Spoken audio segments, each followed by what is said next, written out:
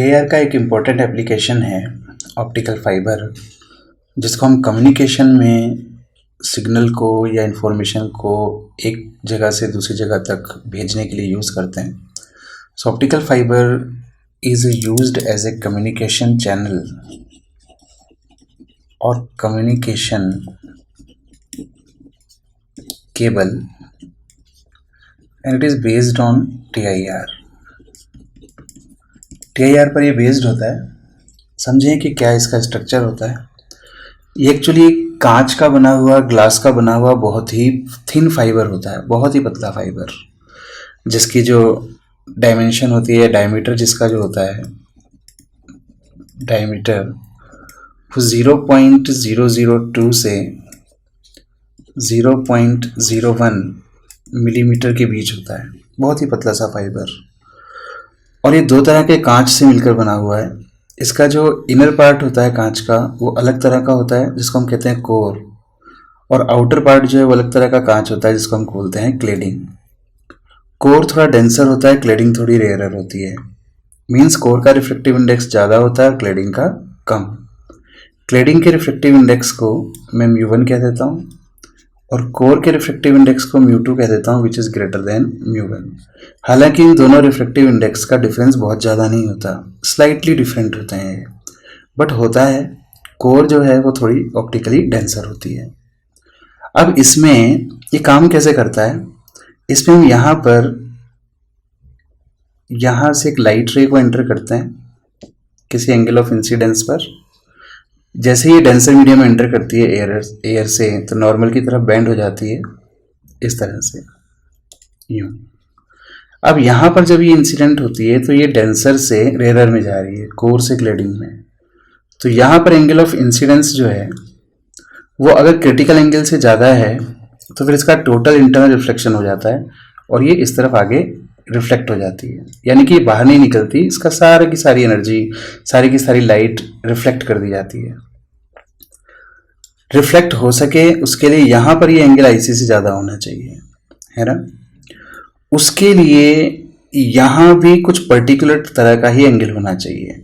अभी हम प्रूफ करेंगे कि ये एंगल एक पर्टिकुलर वैल्यू से कम होना चाहिए, तभी यहाँ पर टीआईआर हो सकेगा। तो ये बार बार यहाँ से यहाँ गिरती है, फिर यहाँ टीआईआर होता है, फिर यहाँ गिरती है, फिर यहाँ टीआईआर होता है, और इस तरह से दूसरे एंड तक हमारी लाइट जो है पहुँच जाती है। पर क्योंकि इसका रिफ्लेक्शन नहीं हो रहा है, सिर्फ रिफ्लेक्शन हो रहा है, तो इसमें सिग्नल का लॉस नहीं होता। इसलिए एक बहुत ही अच्छा कम्युनिकेशन चैनल, ये कम्युनिकेशन केबल माना जाता है। अब देखो, हम यहाँ पर थोड़ा सा समझें कि यहाँ ये एंगल एक मिनिमम या एक पर्टिकुलर एंगल से कम क्यों होना चाहिए। कुछ देर के लिए मान लें कि इस एंगल की वैल्यू कुछ ऐसी है, इस एंगल को मैं नाम देता हूँ θ0, कि यहाँ पर जब इसका इंसिडेंस होता है तो यहाँ ये एंगल आईसी हो जाता है, जिस कारण से ये लाइट रे इस सरफेस के बिल्कुल पैरेलल रिफ्लेक्ट होती है। यानी कि ये एंगल जो है वो 90 हो जाता है, ये 90, और ये डेंसर में आईसी। ये वाला एंगल आप देख सकते हैं कि इस ट्रायंगल में अगर हम बात करें तो ये आईसी हो गया, तो ये एंगल हो जाना चाहिए 90 minus IC. This angle should be 90 minus IC. तो अगर हम यहाँ पर स्नेल्स लॉ को यूज करें इस पॉइंट पर, so by using Snell's law, 1 into sine θ0, 1 into sine θ0 equals to इसका रिफ्लेक्टिव इंडेक्स μ2, सो μ2 साइन 90 माइनस आईसी। आगे सॉल्व कर लें तो ये हो जाएगा साइन θ0 इक्वल्स टू μ2, एंड ये हो जाएगा कॉस आईसी। फिर इस कॉस को भी मैं साइन की फॉर्म में लिखूंगा, under root 1 minus sine square IC. But हम जानते हैं कि ये साइन आईसी जो होता है, साइन आईसी, ये यहाँ पर क्रिटिकल एंगल है इन दोनों मीडियम की सरफेस पर। So this is 1 upon mu, and this mu is mu of denser with respect to rarer. तो ये हो जाएगा हमारे पास, यहाँ μ2 आ जाएगा, यहाँ पर μ1 आ जाएगा। तो साइन आईसी की वैल्यू μ1 अपॉन μ2 लिखी जा सकती है यहाँ पर। उससे हमें मिल जाएगा μ2 अंडर रूट 1 माइनस μ1 अपॉन μ2 और इस पर स्क्वायर। सॉल्व करें इसको तो μ2 स्क्वायर एलसीएम आएगा और अंडर रूट के बाहर जाकर μ2 हो जाएगा और इस μ2 से कैंसिल। रूट के अंदर हमें मिल जाएगा μ2 स्क्वायर माइनस μ1 स्क्वायर। इससे हमें साइन थीटा नॉट मिल गया और थीटा नॉट भी मिल गया। Theta not equals to sine inverse under root μ2 square minus μ1 square.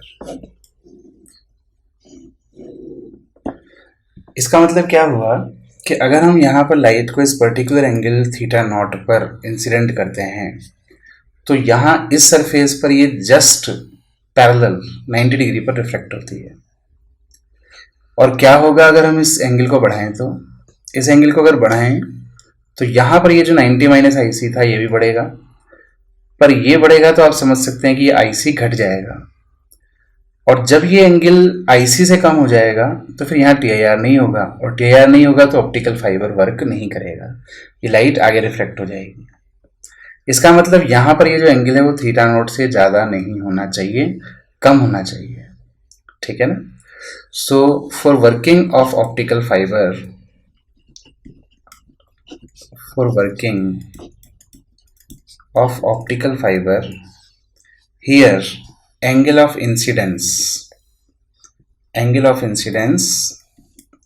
for the light on this end of the optical fiber should be less than or equals to theta naught, where theta naught is sine inverse under root μ2 square minus μ1 square.